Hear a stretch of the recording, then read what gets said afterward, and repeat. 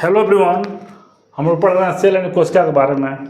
पिछले वीडियो में बता दिया था कि कोशिका क्या होता है, और मैं एक और वीडियो बनाया था पिछले वीडियो में, उसमें मैं बताया था कि प्लाज्मा मेम्ब्रेन क्या होता है, सेल मेम्ब्रेन यानी क्या होता है।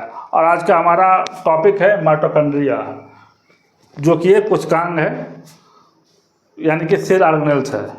और माइटोकॉन्ड्रिया क्या होता है कि कोशिका का ऊर्जा घर होता है। हम लोग बोल रहे हैं, खा रहे हैं, पी रहे हैं, टहल रहे हैं, दौड़ रहे हैं, कुछ भी कर रहे हैं, तो हम क्या कर रहे हैं, ऊर्जा खर्च कर रहे हैं, ऊर्जा खर्च करके ही कर रहे हैं।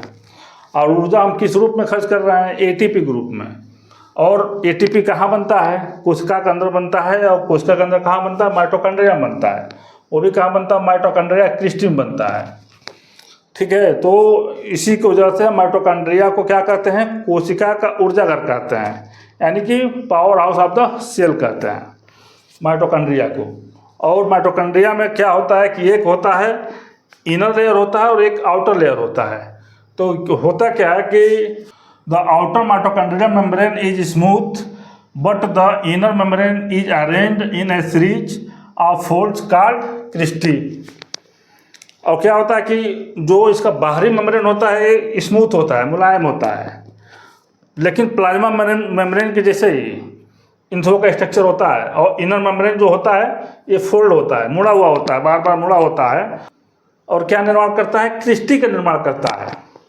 तो अब तो समझ में आ गया वो क्रिस्टी क्या है।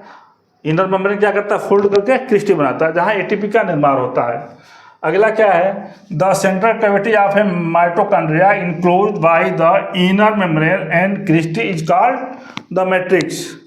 होता क्या है कि इनर मेम्ब्रेन जो हमारा है, इनर माइटोकॉन्ड्रियल मेम्ब्रेन और क्रिस्टी मिलकर के मैट्रिक्स का निर्माण करता है, जहाँ एटीपी का निर्माण होता है। Mitochondria is known as the power house of the cell.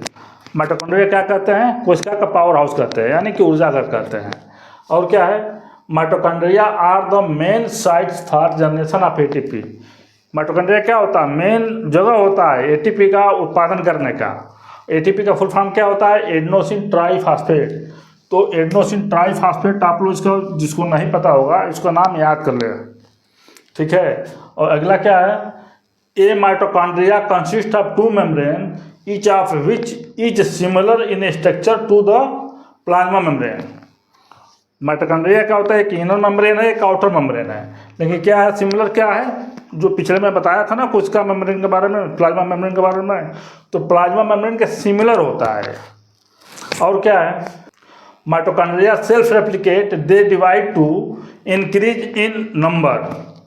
और माइटोकॉन्ड्रिया क्या होता है? माइटोकॉन्ड्रिया को हम कोशिका के अंदर कोशिका कह सकते हैं, क्योंकि माइटोकॉन्ड्रिया जो है सेल्फ रेप्लिकेट करता है। मतलब एक माइटोकॉन्ड्रिया से दो माइटोकॉन्ड्रिया बन जाता है, 2 से 4 बन जाता है, क्योंकि इसमें डीएनए पाया जाता है। इसके सेल्फ डीएनए होता है, सेपरेट डीएनए होता है माइटोकॉन्ड्रिया में। इसकी वजह से क्या कहता है? एक को माइटोकॉन्ड्रिया से 2 माइटोकॉन्ड्रिया बन जाता है, 2 से 4, 4 से 8 में ये डिवाइड करता है, रेप्लिकेट करता है। तो आशा करता हूँ कि आप लोगों को समझ में आ गया होगा कि माइटोकॉन्ड्रिया क्या होता है, और चूँकि एटीपी का निर्माण क्या होता है, कैसे होता है माइटोकॉन्ड्रिया में, ये सब लंबा प्रक्रिया है। इसको आगे चैप्टर में बताया जाएगा बढ़िया से।